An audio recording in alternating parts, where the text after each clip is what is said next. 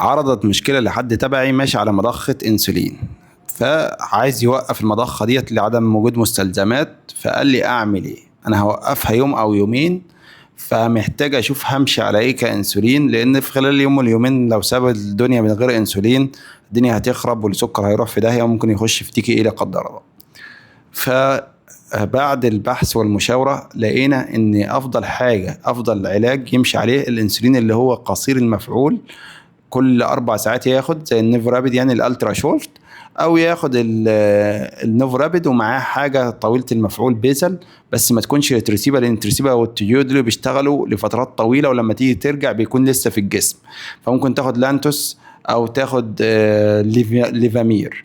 وممكن تاخد الان بي اتش، الان بي اتش كويس جدا ورخيص هتقدر تشتريه يعني، وكمان بيشتغل حوالي 12 ساعة، فتقدر تظبط بيه على طول، تدخل بيه تظبط بيه على طول خلال يوم يومين، وخلال 12 ساعة بيكون منتهي من الجسم. فهو معادلة كويسة يعني، 12 18 ساعة هيكون منتهي من الجسم تماما، مش زي الانسولينات الطويلة التانية زي التيجيو والتريسيبا.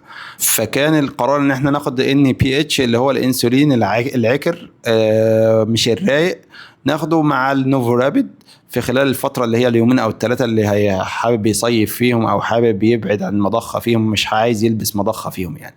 والسلام عليكم.